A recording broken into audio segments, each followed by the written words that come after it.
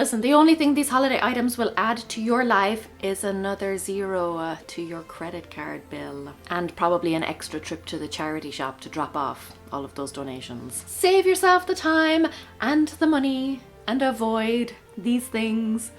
Let's go.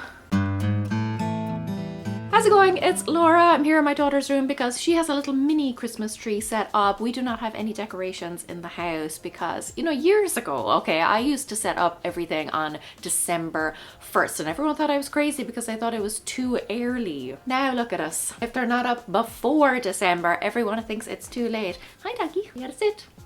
You gotta sit. Good girl. Welcome down. Oh, good girl. Oh no. As soon as she hears me talking, I can't speak to anyone on the phone. She has to be like all over me immediately. But my daughter keeps this little mini Christmas tree up all year round because tinsel and twinkly lights and joy are for life, not just for Christmas. Isn't that right? Yes. Anyway, overconsumption is rampant at this time of year, and I'll hold my hands up, I am not immune to it. But there are certain things that I do not spend my money on because I just know they're going to be a complete waste. That's not very helpful. No, I love you too. First on our list, and never fear, she's right down here, is decorations that you do not have the space to store. Okay, so at Halloween, our neighborhood, we all go around trick-or-treating together, the parents and the kids, we go as one group. It's actually quite fun. But we came across one house where they had these huge, amazing decorations. There were like these 6 and 7 foot figures. They were all animatronic, like they moved, they talked, there was like sounds and stuff, but they had this huge winged demon type thing hanging off the top of their house.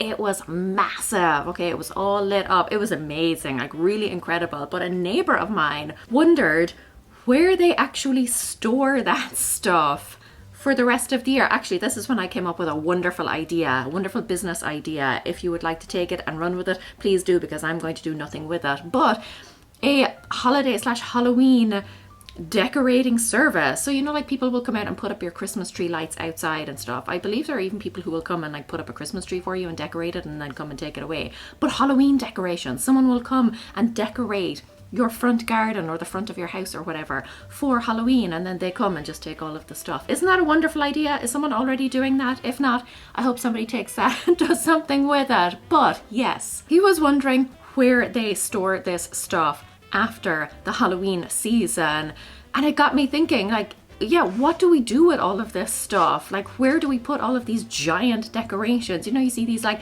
10-foot skeletons right now. Okay, November is a weird time of year because when I'm out walking the dog, I see like one house that has this like 10-foot scarecrow and it's super cool, and then like the next house will have a 10-foot Santa. And it's so strange. Like one house is all pumpkins and decorative turkeys and it's all done in like hay bales and orange colors, and then the next house is all light up reindeer and mangers and like a Christmas tree in the window.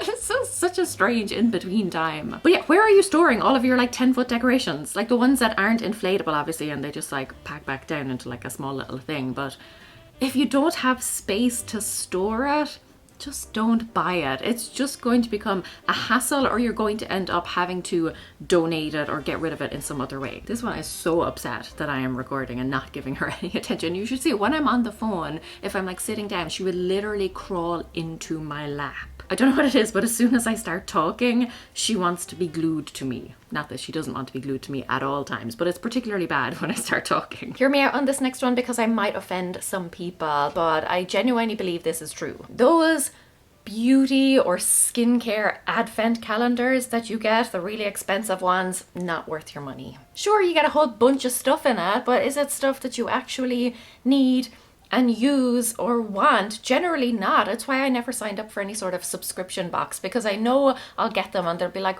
maybe 1 or 2 things that I will like, and then the rest will just go to waste. It will just end up cluttering up my home. If there are certain things I want, I will buy them individually and it will work out a lot cheaper than those super expensive boxes. Now I know there is some form of, you know, the surprise element in it. It is nice, and maybe if you want to gift one to somebody, knowing that they are interested in beauty or skincare or whatever, could be maybe a nice gift, but I think chances are, like I said, most of the stuff will end up going to waste. So take that as you will. If you love them, if you regularly buy them every year and you like testing out new things that you've never tried before, go for it. But I think for most of us, certainly for me, that stuff will just sit there. Well, yeah, certainly for me, because I don't use like any beauty products at all, and pretty much no skincare either, like occasionally a body lotion or a hand cream or something. So yeah, obviously I'm not the target market here, but genuinely I do think they are, in general, a waste of money, and you could save your money by just buying the full-size product that you actually will need and use and enjoy, and skip all of the extra stuff that you just won't. Isn't that right?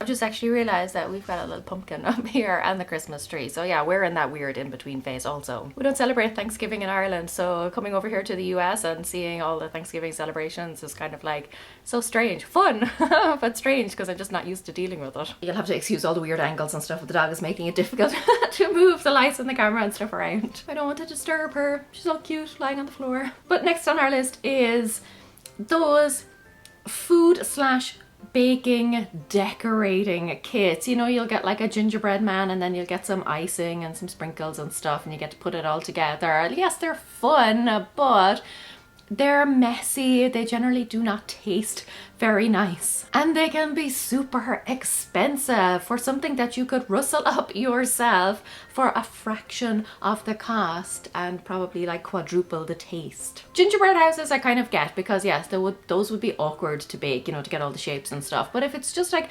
cookie decorating or gingerbread men or whatever, I think you'd have more fun and save much more money if you just baked some yourself. Now listen, I'm not a baker, but I think there are some easy recipes that you could follow instead of buying those expensive, messy, not very nice tasting kits. Okay, now hear me out on this next one. It might cause some controversy, but do not waste your money on a real Christmas tree. My husband was 100% on board with real trees. So every year for a few years, we would go and get a real tree. But one year I did convince him finally to get an artificial tree, and we have never looked back. He has admitted since that artificial is the way to go. I think if we're being honest with ourselves, the only upside to a real tree is the smell, and I think you can get that more inexpensively by maybe buying a real wreath or a real garland or something like that. And I know there is a kind of sense of excitement and adventure, and you can make an event out of going to get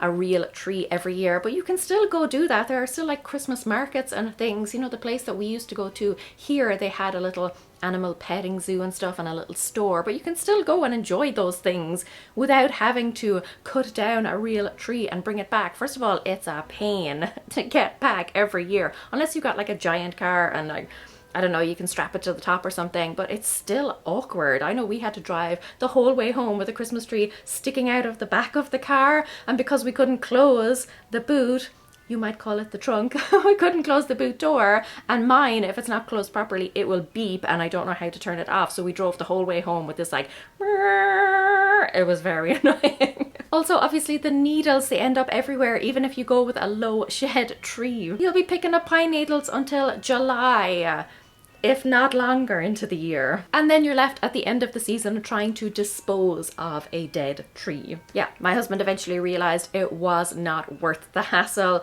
We went artificial and we never looked back. I will say though, if you are going to buy one, and I would encourage it, get one after the season. Okay, they'll be super expensive beforehand. Wait until afterwards, get yourself a good artificial tree in the sales, and then just rest easy, knowing that you won't have to deal with any of that hassle anymore. I'll tell you one of the big downsides of having a real tree that I did not realize, it was getting it into the house and getting it out again, because we used to live in like a townhouse, so you had to like climb stairs to get to our front door. So you were lifting the tree up the stairs and you were trying to get it down a narrow hallway, and it would end up scratching all of the walls. It was a nightmare. And then one year, instead of like bringing it back down the steps and dragging it back through the hall, we ended up having to throw it over the balcony just to get it down onto the ground. Anyway, it was just a hassle every year. Artificial is the way to go. It's already in the house, you just like join it together, fluff it up a bit,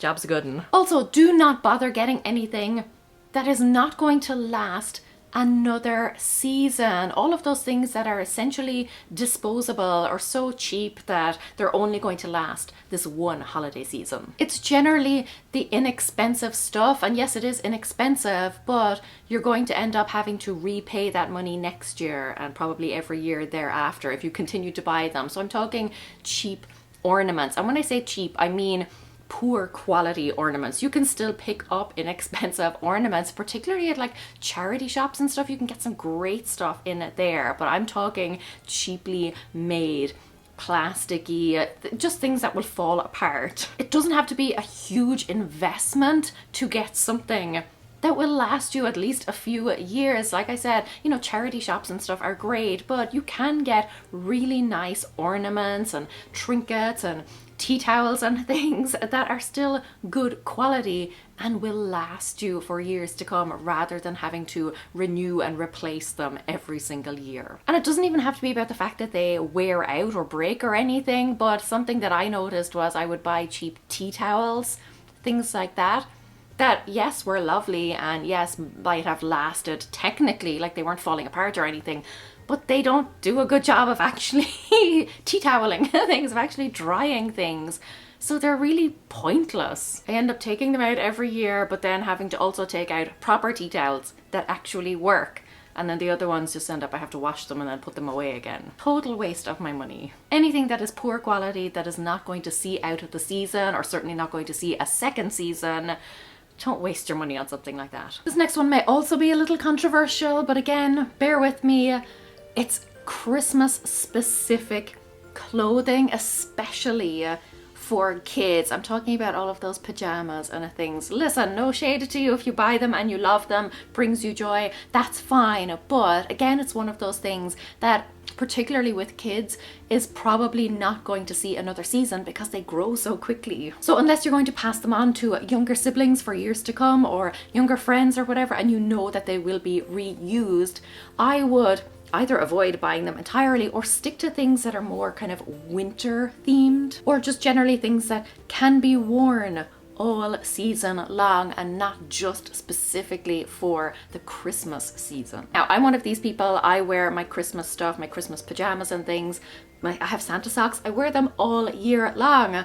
And that's totally fine. But again, for kids who are quickly going to grow out of things, I would not be wasting money on things that they will get like a 1 month's wear out of. Particularly, again, if it's just something that's poor quality and you can't really pass on to someone else. Save your money for the stuff that they will get more wear and more use out of. You know, you could buy something that is red or green that is still season appropriate, but they can also wear it outside of the season. Next up then, expensive gift wrapping or gift decorating supplies. I'm talking expensive wrapping paper, I'm talking tags and ribbons and all those types of things. Yes, you want your gift to look nice, but remember that all of that stuff is just going to be immediately ripped off and probably thrown in the trash. There are so many ways that you can make a gift look nice without having to spend a lot of money. For me, I don't buy tags anymore because I just write people's name